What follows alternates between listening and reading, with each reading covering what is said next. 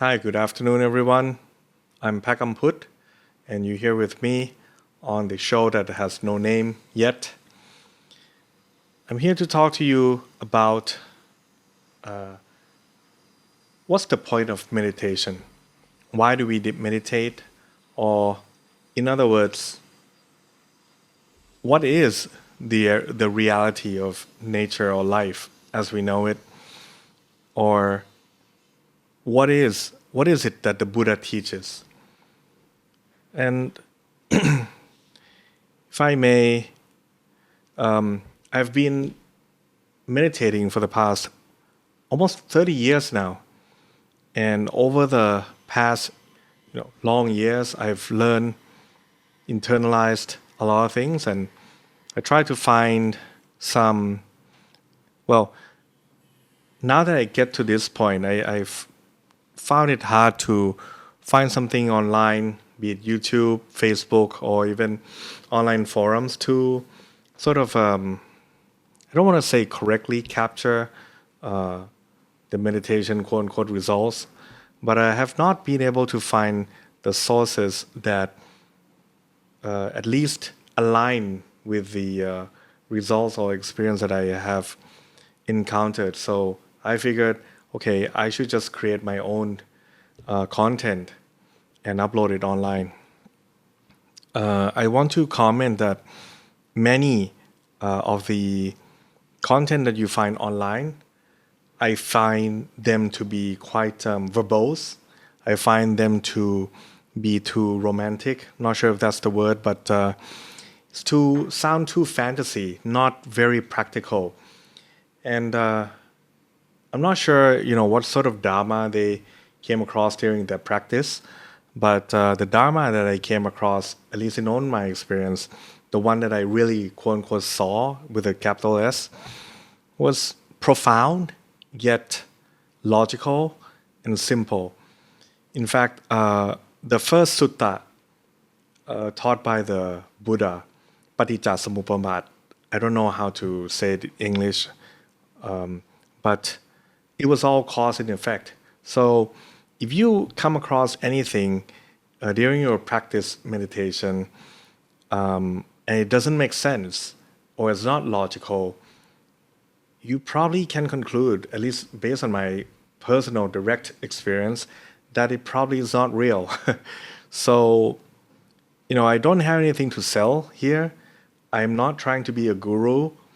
I'm just kind of disappointed to get to where I am today, and just kind of disappointed by many of the English content out there, too verbose, too many things, too complicated, too long, maybe even not right?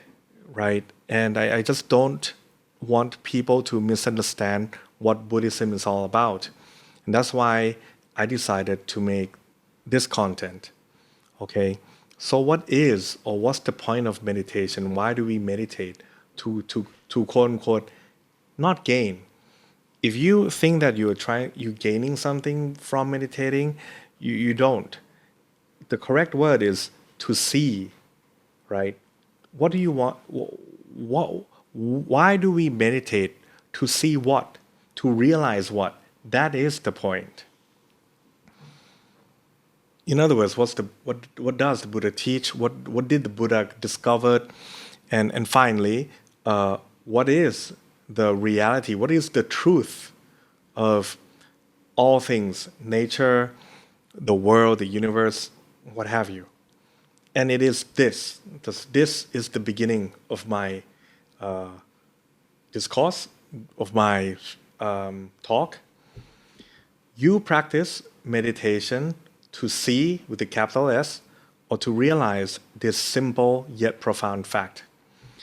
In Pali, it's sapphe dhamma anatta, meaning that all things, there's no absolute truth. Or to paraphrase that, there's no absolute truth in anything, or all things are anatta. So let me translate it word by word. Sapphe in Pali means everything, all things. Dhamma is not Dharma in the sense that you understand. So a lot of you might think or understand Dharma as the teaching of the Buddha. It is and it is not. If you want to view it as a text, yes, Dharma is what the Buddha teaches. But Dharma in this sense, or Dhamma, right, actually are all quote-unquote things that you experience with your heart. Sapphe Dhamma Anatta. Now here's what Anatta means. I actually did another video explaining what Anatta is, but in English, the best that I can explain what Anatta is that there's no absolute truth. Nothing is in and of itself. Now that you understand, the word sapphe is easy to understand, dhamma is easy to understand. All things that we perceive, be it what we see, what we feel, what we hear, what we think, and other experiences, these are all dhamma, right? So anatta means that there's no absolute truth. So the best way to explain this, at least according to my experience, is to explain it through the real experience that I found. You see, your heart, once you practice to a certain point, will realize that everything that you ever thought of, once you have that shocking understanding, then you realize that, so it is not what as I thought it is, or it was, or as it should be, and now you have a different. So now, because you have less clinging, right? Your heart, your soul is released, is free, and you become aware of the freedom. And don't take my word for it, right? Because this precisely that series of experience that I experienced, it directly jives or follows exactly what is in the Tripitaka. In other words, Anattalakkhaṇa Sutta. There's it's actually quite a long sutta, long discourse perhaps, and the Buddha, I believe it was a sermon by the Buddha to the disciples, the first 5 Pañcavakkhī, and the Buddha discussed in details about how the 5 khandhas, so rupa, vedana, citta, the rupa, vedana, saññā, saṅkhāra, viññāṇ, these 5 are not to be trusted, right? And the word that he uses actually is very hard to translate, but is a nibbindaṃ. Okay, basically it's the same word as nibbana. And in the last verse or the last paragraph, I'm not sure, or the last stanza. This was the last stanza, which is the gist of the experience that I experienced, and that is, considering this, O bhikkhus, a learned noble hearer of the word becomes wary of body, wary of sensation, wary of perception, wary of the saṅkharas, wary of consciousness. So basically, the noble hearer of the word becomes wary of the 5 khandhas. Becoming wary of all that, he divests himself of passion. By absence of passion, he is made free. When he is free, he becomes aware that he is free. This here is the quote-unquote true freedom from meditation that the practitioner can experience himself. And when I see this, I was so, I don't know how to say it. I mean, it's just so profound that 2,600 years later, what is in the 2,000-year-old text is still true, and you can experience it. And this is not thinking. I mean, if you think that I just think things up or make things up, you can. I will not judge you, and I don't mind that you think that way, but I'm just trying to share with you the genuine experience that you cannot mistake it for anything that you've ever experienced before. And I'm not saying that it was like, how should I say?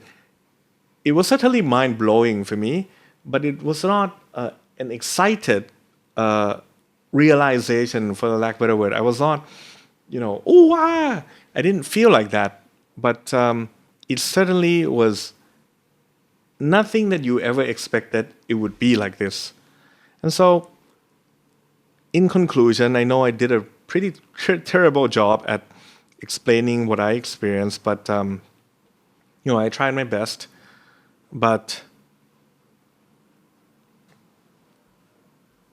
I think the best way that I can put this is that if someone asks me, why is it that I should practice meditation, I would just tell him, because with meditation, after you've practiced correctly, I don't know how long that while it's going to be, but you will see with a capital S and realize that sapphe dhamma anatta.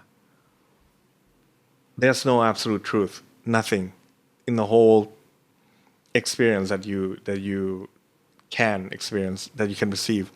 And that whatever belief or mindset or whatever view, this is the right view, whatever view that you have about Buddhism or the world, the life that you have, the perception that you have, is actually not to be trusted.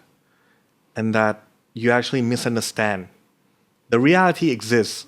I'm not asking that the reality is like the Matrix. No, the reality that you experience now actually is real, but it's not as real as you think it is. And when you realize that, with a capital R, you cling on to it less. Because, when nothing is as what you thought it was, then what's the point of clinging to it, right? Like, what's the big deal?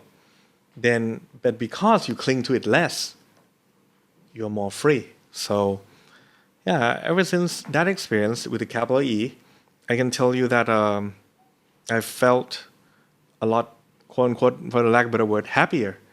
And I like to add to this, right? In Buddhism, happiness is not the happiness, the conventional happiness that we all see in commercials or on TV. It actually is the absence of suffering. That's how the Buddhism or Buddha describes happiness, quote unquote happiness. And just in case you didn't know, the word dukkha, or tukkaṃ, in the three characteristics or trailak, actually does not mean suffering. It means that dukkha is a combination of two words combined. Tu means difficult or hard. Kha means to stay in the same form. So dukkha combined actually is hard to remain in the same. To hard to remain the same. That is the real meaning of dukkha, not suffering. And anicca, this is a bit easier to to translate, I guess, is constant flux, constant change. And anatta is there's no self. And when it says self, what he really means is, don't think of it, if you're really trying to understand it, don't think of it in terms of, that person, this person. That is too, I don't think anyone would be enlightened trying to think, John's not John, Mary is not Mary. It's not like that. The real meaning of anatta in that sense is that the self, whatever you think is hot, cold, hard, soft, difficult, ugly, beautiful, it's actually empty. It's actually meaningless. No, I don't want to say meaningless, but it actually is relative. There's no, when you say something is beautiful, there can always be something more beautiful and something more ugly. And likewise, something that you might think is beautiful might not be beautiful according to other people. So anyway, I'm not doing too good of a job, but hopefully this video about anatta, which is the reality of nature, is more concise than the other ones. And yeah, it is really the practice over the past 30 years. Now I realize, I do see that it is really the path to freedom, the real freedom. And that's about it for today. Hopefully you got something from this. And if you want to learn more, I suggest perhaps the Anattalakkhaṇa Sutta that you can find online. I'll put the maybe some text into the YouTube description. And that's it. Okay, I'm passaṃ Put. Hopefully today was a good show. And see you next time.